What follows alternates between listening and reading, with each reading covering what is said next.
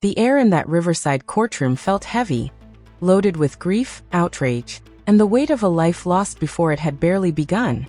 Jake Haro stood in front of the judge, his face creased with tension, his eyes flickering between the floor and the judge's bench.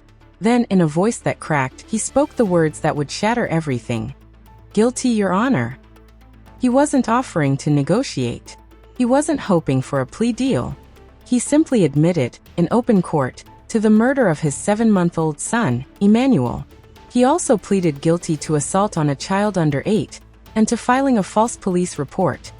The very report that launched this tragic saga in the first place. Subscribe to my channel, like this video, and comment below with your thoughts. I want your voice in this. All eyes in that courtroom bore down on him. For months, the public had watched this case unfold like a horror film. Emmanuel was reported missing on August 14, 2025, by his mother, Rebecca, who told authorities she was assaulted while changing his diaper in a parking lot outside a Big 5 sporting goods store in Yucaipa. That someone struck her, rendered her unconscious, and took her baby. But investigators quickly flagged holes in that story. Inconsistencies, silence, refusal to fully cooperate. The very narrative meant to inspire sympathy crumbled under scrutiny. On that day in court, as Jake pleaded guilty, he reversed a not guilty plea he had entered just a month prior alongside Rebecca. He sobbed. His face glistened with tears.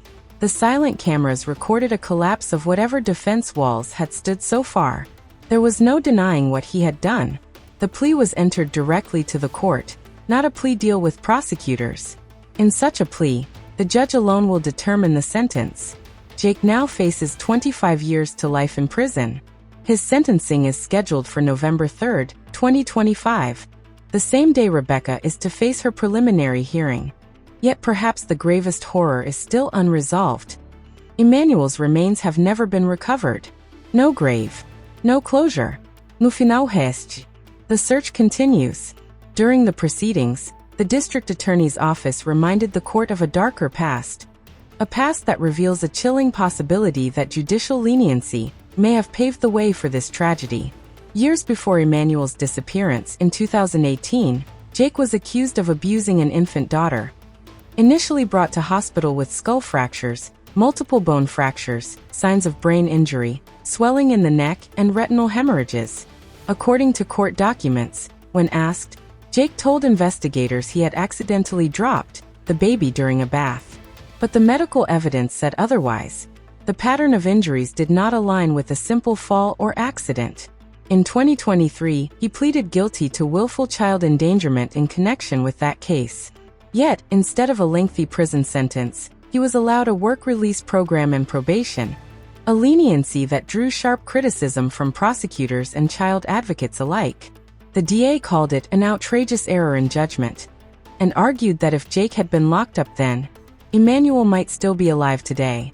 That past encapsulates a theme that now echoes through this courtroom. A system that failed to act decisively, a child lost in the gaps. Rebecca Haro remains in custody.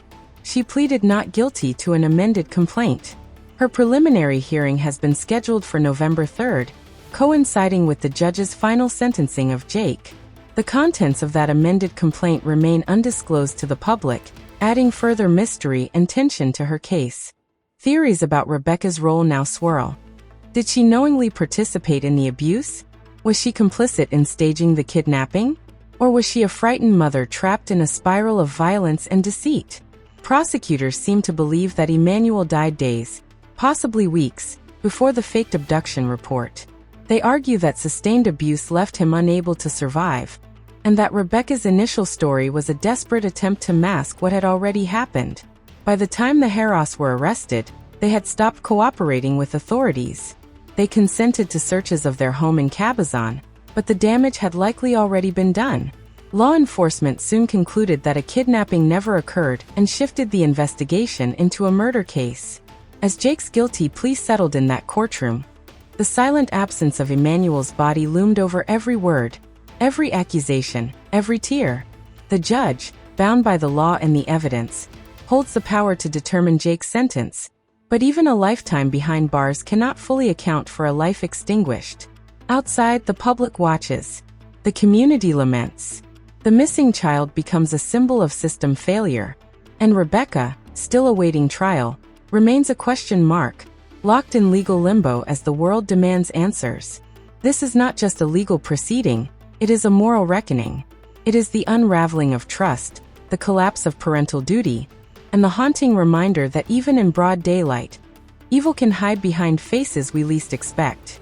So I ask you now, what justice do you think deserves Emmanuel's name? Should Jake Haro spend the rest of his life behind bars? And should Rebecca face the same fate? Dive into the comments. I read them all.